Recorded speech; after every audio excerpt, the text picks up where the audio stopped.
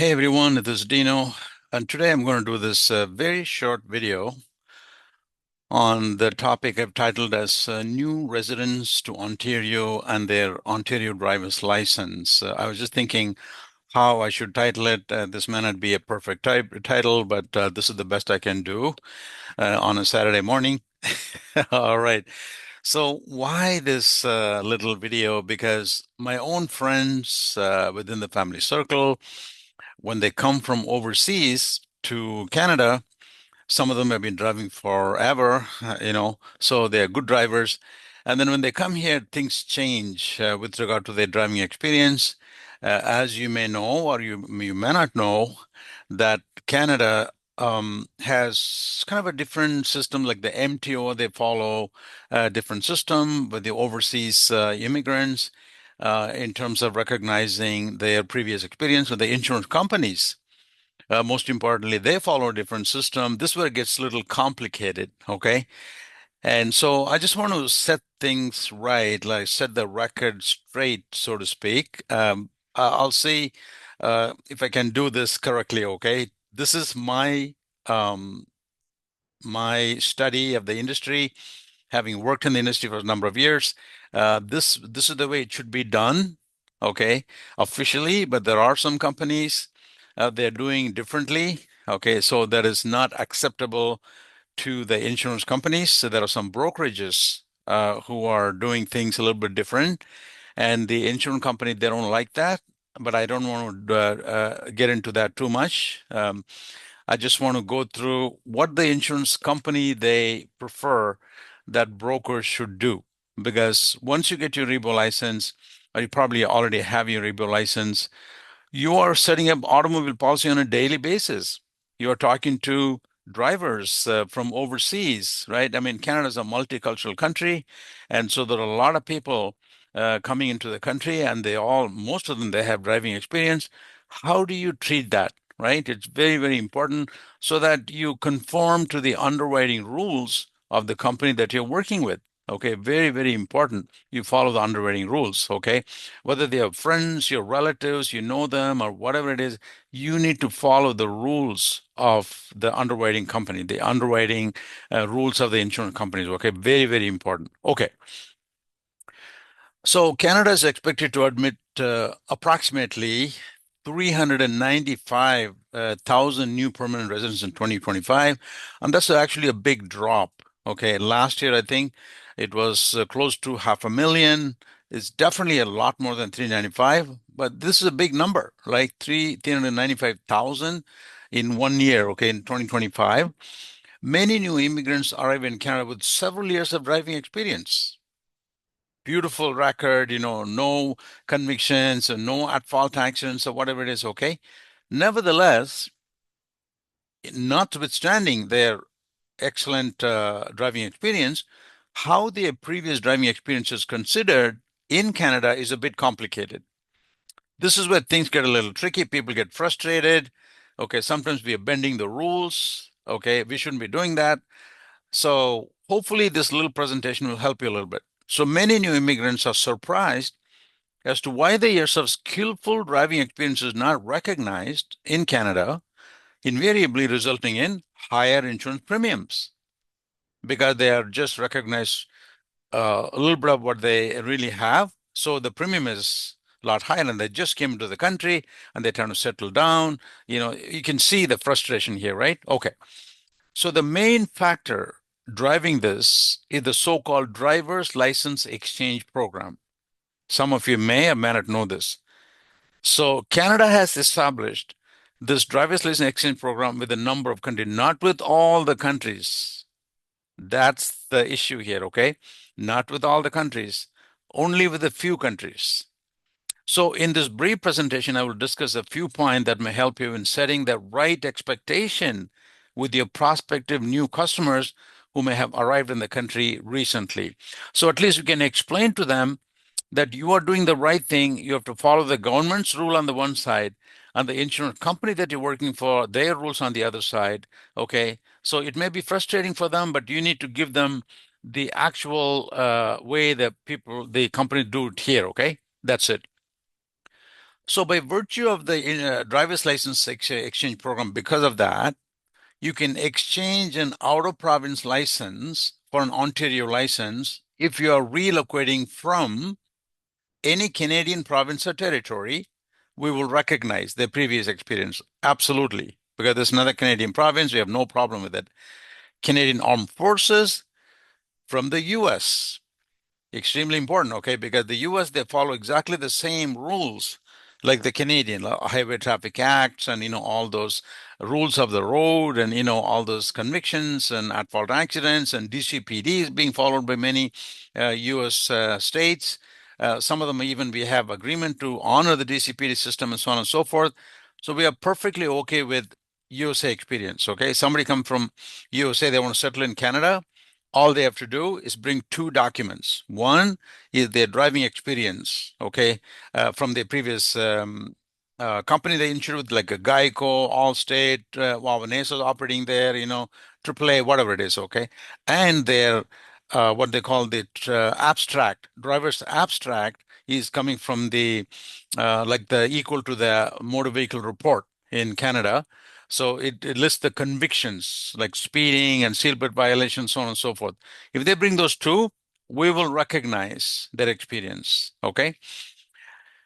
So the other country, these are the country that we have the driver's exchange license exchange program. The Canada has signed up with them. Australia, Austria, Belgium, France, Germany, Great Britain, Hungary, Denmark, the Isle of Man. So you see that I got the flags of all these countries, and you can see there's a Isle of Man flag is very creative, right? So that the Isle of Man, Japan, South Korea, New Zealand, Northern Ireland, Republic of Ireland, Switzerland, and Taiwan. Period. These are the only countries that Canada has signed, entered into a driver's license exchange program. So now we are asking, okay, what about the other countries? So what's the difference? Of course, I'm going to tell you the difference. So the following are ineligible under the license exchange program. Let's just get that out of the way, okay? Who are ineligible the license exchange program? Then the next slide, I'm going to tell you, okay, how it is beneficial to people coming from these countries, okay, because of the license exchange program. Okay, we're going to talk about it in a moment. But first, uh, these following are ineligible. A driver's license from a country that does not have an exchange program, of course, that's pretty obvious. A learner's permit or novice class driver's license from another province, state, or country. Like G1 in Ontario is a novice. It's a learner's permit. You cannot drive the car on your own. You have to have either a G2 or a G licensed person with you to drive. And there are other restrictions. You cannot go on the highway, and the certain time of the day or night you cannot drive, so on and so forth. So because you're still learning, okay, obviously they are ineligible. A motorcycle class driver's license from Japan, South Korea, these countries are also not eligible within the license exchange program. We are talking about automobile, okay? I mean vehicle license here, okay? So no motorcycle. Okay. Finally, you might still be able to fast track and get credit for previous driving experience. Okay, we're going to talk about it in a moment. You can obtain up to 1 year. That's it. Okay, if you come from any other country that are not subject to the signatory to the driver's license exchange program, then you can probably get up to 1 year of driving experience by showing a valid original foreign driver's license. That's not much. This is where people are so frustrated. Oh, I've been driving for 20 years. I never had a single accident, and now I'm only going to get 1 year. Well, that's the reality, okay? Okay. So look at the heading here. If you are from a country that is a signatory to the driver's license exchange program. So again, I have got the flags for you, okay? The country that we have signed up with the agreement. If you're fully licensed with 2+ years of driving experience. So let's say you're coming from the UK. It's one of the signatory, okay? If you're fully licensed for 2+ years of driving experience, you only need to take a vision test when you apply. After you pass this test, you get a full license. You see? They recognize, in other words, they fast track, they give you you don't have to take the G2 test. It doesn't say that. The no road test, just a vision test, you get the full license. 2+ years of experience. Okay. So there's a big advantage if you're a signatory to the driver's license exchange program. Second one, if you have less than 2 years driving experience, you need to take a vision test and one road test, not G2, G. This is the final test, right? The G road test. You will not be able to do the G road test right away. You need to wait until you gain 2 full years of driving experience. For example, if you had a license for 21 months in your home province, state, or country, let's say you came from the UK, you can do the G road test after 3 months. Okay? Because you had 21 months and now you have to wait for another 3 months. After you pass the G road test, you'll get the full license. Okay? Moving on, if you are not from a country that's a signatory to the driver's license exchange program, see this you can tell your friends, relatives, colleagues who are coming from overseas. You can give them this information so they know upfront, this is the rule here in Canada, right? So if you had 2+ years of driving experience, when you apply for an Ontario driver's license, you need to take a knowledge test about rules of the road and traffic signs, take a vision test. Then after you pass the knowledge and vision test, you need to take one road test only because you have 2+ years and you're coming from a country which is not a signatory in this exchange program. Okay. So you go for the G road test. So you can see it, obviously there's more you have to do here. Okay. Then after you pass the G road test, you get a full license. Guess what? Look at the last point. Very important. If you do not pass the G road test, you'll be required to take both the G2 and the G road test. Okay. So you got to read this like one more time. Okay. I mean, you have to tell your friends. So you give them the exactly what's going on with it. If you don't pass the G road test, then you're back to doing two tests, G2 and the G. So again, this slide also talks about if you're not from a country that's signatory to the program, then let's say you have under 2 years of experience, it's going to be more harder now, right? You already guessed it. Okay, under 2 years experience. When you apply for Ontario driver's license, you need to take the knowledge test about of course, the rules of the road. Take a written test as well. Okay. And then before you get your full license, you also need to take two road tests, the G2 and the G. So you can book the first road test, the G2 test, after you pass the knowledge and vision test. And after you pass the G2 road test, you cannot take your G road test right away. You need to wait until you have 1 full year of driving experience. For example, if you've had your foreign license for 8 months, you can take the G road test after 4 months in Ontario. So after you pass the G road test, you get a full license.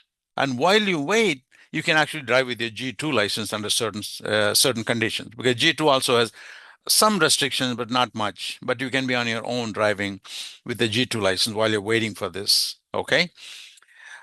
So hopefully, you notice something that perhaps you didn't know. So that is the MTO. Okay, the province, what they do for people coming from one of the country, the signatory, and the people coming from a country which is not a signatory. But how the insurance companies deal with the previous experience is very different. Okay. So I'm going to give you 4 different insurance companies, how they deal with it, but I'm not going to tell you which company. Okay. Why? Because these companies, they make changes from time to time. So I don't want to give you some information now, and then let's say 2 months down the road, a certain company, they changed it. So I just want to stay away from the giving you names of companies. Okay, this is my experience with the industry. That we have a jokingly, we say, this is a cliche, change is the only constant in insurance companies, right? Change is the only constant. So they make a change to the underwriting rules. I'm not saying they do this for fun, okay? No. I mean, things are happening. It's so fluid situation within insurance. The catastrophic events are happening. Just this morning, I was reading an article that we're going to continue the hard market indefinitely for another year or two. So what the hard market? That means it's difficult to get coverage. Prices are going up. The premium is going up. brokers are not happy, the customers are not happy, they're not getting the coverage they want, and insurance companies are pulling back. So that's attributes of a hard market. It happened during and after COVID, and we're going to continue that. Okay, so insurance companies, they have to make changes from time to time. They're talking billions and billions of dollars of loss every year in some areas like water damage and things like that. So I'm not saying that, oh, they just change it just for fun. No, no, no, no, no. This is a very huge change they're making. So I will now provide a few examples of how our carrier partners, okay, so as a broker, that's how you call insurance company. They are our carrier partners, okay? They consider overseas driving experience.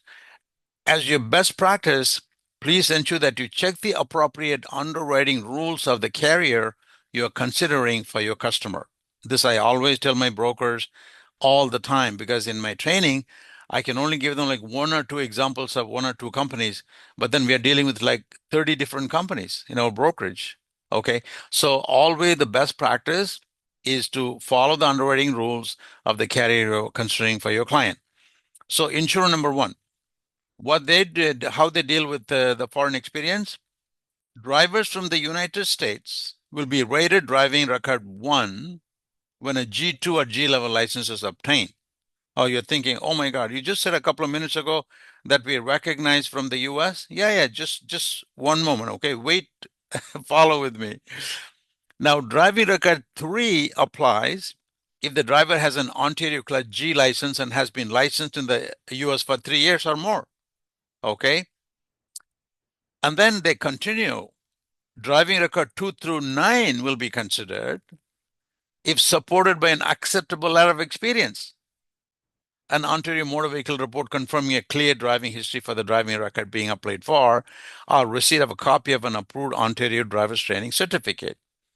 Okay, so what we're saying, the third bullet point, yes, we are willing, this company is saying we are willing to take it even more than driving record 2 through 9, because this particular company, if you're a 9-star driver, what does it mean? From the time you got your G2, you've been driving for 9 years without any at-fault accident. That means you are a fantastic driver.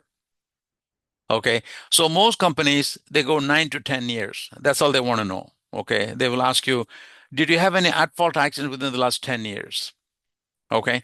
So there's only one company, they go up to 25 years. They also give you a lot more discount to CAA.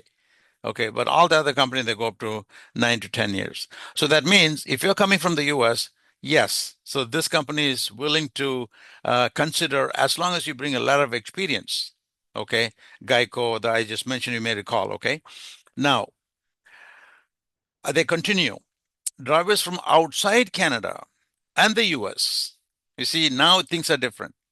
From outside Canada and the US will receive a maximum driving record of 3 equivalent to Canada, provided driver has Ontario Class License G and driver has been licensed in their originating country for at least 3 years or more. So what they're doing is the maximum, even if you're driving for 20 years in a country which is not a signatory to the exchange program, then you're going to get a maximum driving record of 3. Okay, and also you should have G. When you came here, you should have, remember we went through the rule for the how to get the G right away. Okay, so you can see right away the fallout. This is why people get a little bit upset. I've been driving for 20, 30 years, and now, I'm only going to get 3 stars. My premium is so high. So that's the reality. So the driver obtains a G2 license or has driving experience less than 3 years. A driving record 3 would apply upon receipt of a copy of the approved Ontario driver training certificate. What does it mean? So let's say you come from a country which is not a signatory, even if it's a signatory. Okay, remember this. It says drivers from outside Canada and the US.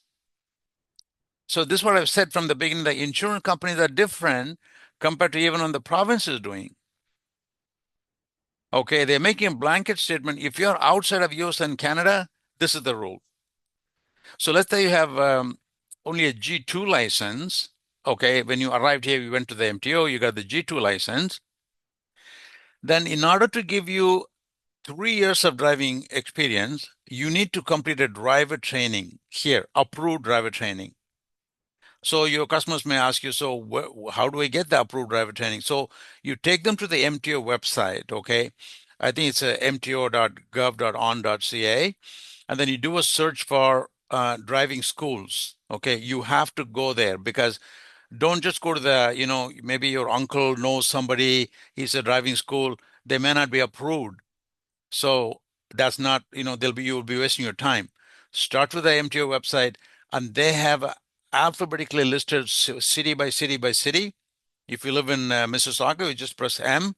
It'll bring you the list of all the approved driver training schools in Mississauga. So you have to get this from the MTO website. Then you have their phone number, your whatever it is. Then you contact them and you enroll, and then you finish your driver training, road test, and all those things you have to in class and on the road test and everything.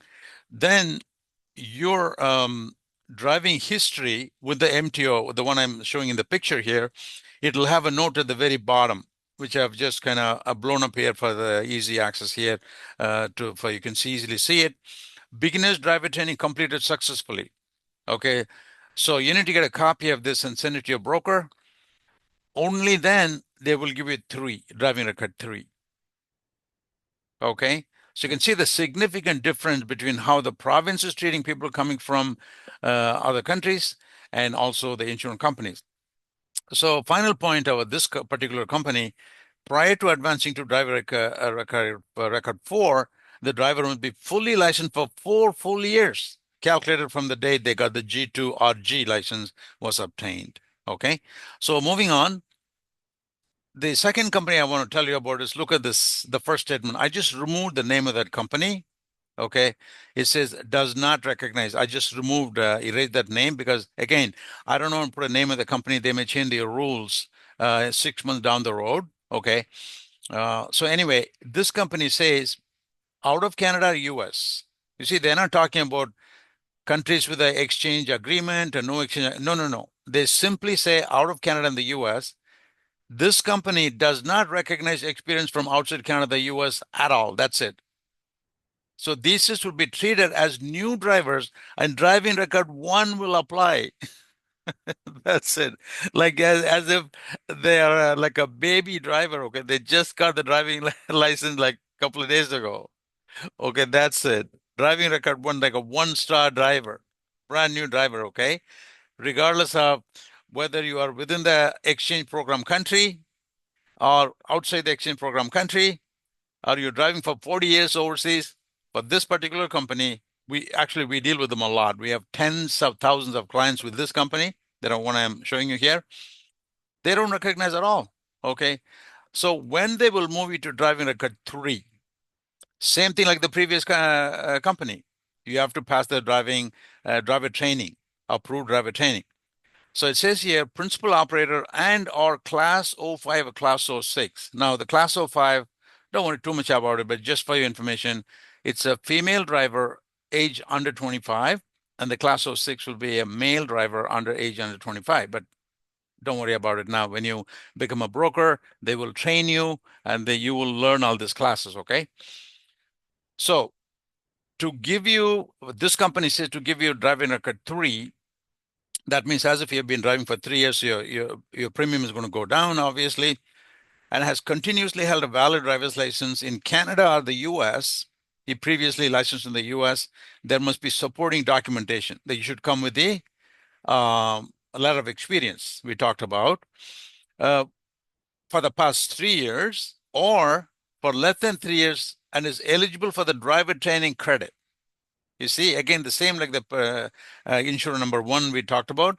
You need to complete the driver training or for the past 2 years and is eligible for the new driver credit.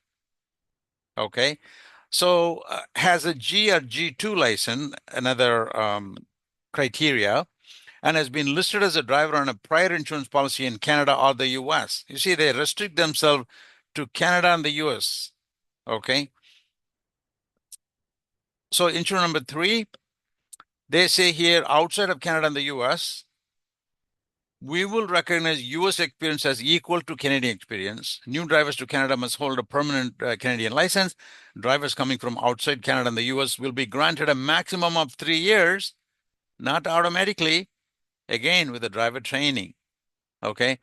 They say here, driver must have a G license and insurance experience letter in English or notarized translation indicating a minimum of 3 years claim-free experience. For conditions other than above, refer to graduated license section of this manual.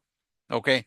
Now, this company, I know we have had some issues with this company. I know you don't know the name of this company.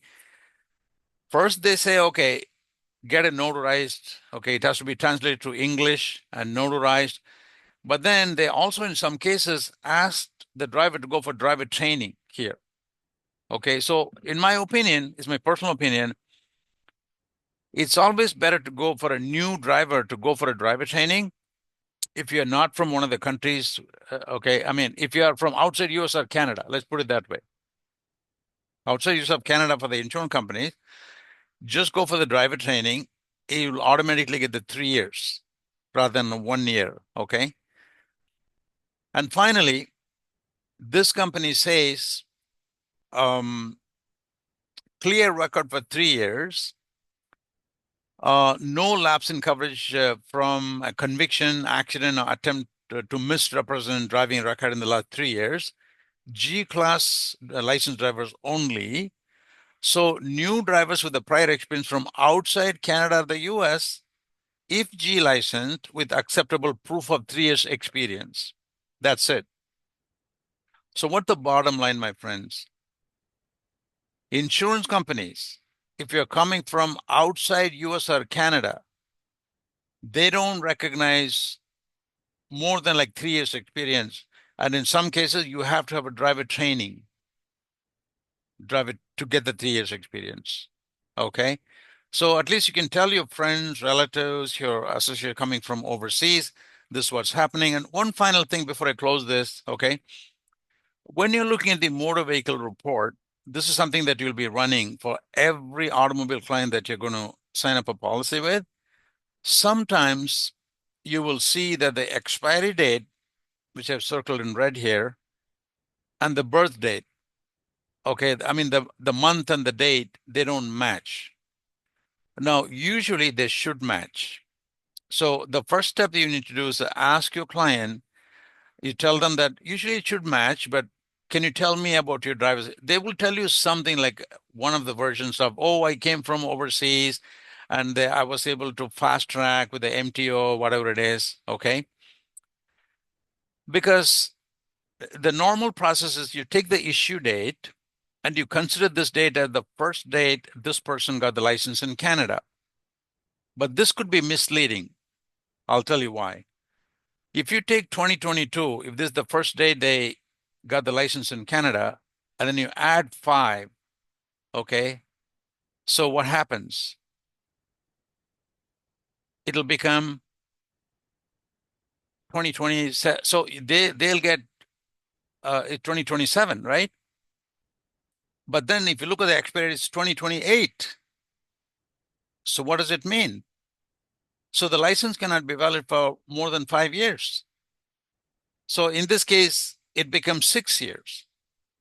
Okay, so 2022 plus 6 years become 2028. So there's something's wrong here. Okay. So one thing that could have happened that this driver, they got 1 year credit from the MTO, 1 year credit, which we saw early in the lecture here. Okay. In the presentation, they'll get a maximum of 1 year credit. Probably that's what happened. So you can ask the client, but then the companies, they don't want you to use this date. Okay. As the first day they got a license in Canada. So the best thing to do is you look at the expiry date and subtract it with 5. Okay, I put the notes here. Subtract with 5, then it becomes 2023. That's it. So 3rd May 2023 will be the first date of license for your coding purposes. If you use this date, your code is going to be cheaper, and the insurance company is going to audit your file, and they're going to send it right back to you. And they say, oh, there's in some cases, like almost like $2,000 difference and a $1,000 difference in the premium per year. Okay, in one case, it's $670 difference. We did a lot of quotes, okay? And we always come up with a big difference, like few $100 difference. And Spite will be sent back to you and he say, no, no, no, you didn't look at the expiry date. And if you take this date, how come it's 6 years? No, it's not possible. It's only 5 years. You have to renew the license. So go with the 2023 for this and your quote will be correct. Okay. Another thing you can do also, in order to have a proper record, ask your client to get a copy of the driver's history, which I showed you before. Okay, quickly go back here. This is the driver's history. So the MTO has two things: driver's history, which is we're looking at here, and the driver's abstract. So don't get the driver's abstract. I mean, we need the driver's abstract to check if they have convictions and things like that, suspensions and things like that. But we're talking here the driving history and what happened. You need the driver's license history. You need this, what you're looking at on the screen. Okay. That's it. So with that, I'm going to close. And if you have any questions, you can obviously put in the comment. Okay. I just saw a comment just before I started the video. Maybe I can just mention it to you, maybe off topic. One of our colleagues, a member, asked me a question: what is the conflict of interest? I want to mention a couple of words about this because it's very important. If you have a second job and you're becoming a broker, you're already a broker listening to this, or you're just about to pass your exam, you're a broker, you must inform Rebo. Okay, and they have to clear it. There's a process you have to go through with them. So just go to, I think, licensing at rebo.com. You can just Google it, okay? I'll go to rebo.com and click on contact, and you just tell them that I'm a mortgage broker. I work in pharmacy, I'm just giving you some example. I do this, I work in a dealership. I'm selling cars, you know, that could be a conflict because you're saying I can adjust the price a little bit. How about you just buy car insurance from me as well, right? You see the conflict of interest there? So conflict of interest is that your second job, you're using insurance to push another job. Like let's say you're working in a bank. Okay, you are a bank official. At the same time, you're also doing part-time, you're selling insurance. So somebody came to get a loan from you, and you could tell them, hey, you know what? It's a point system, but you're running short of a few points. But guess what? I can do something about it. Okay.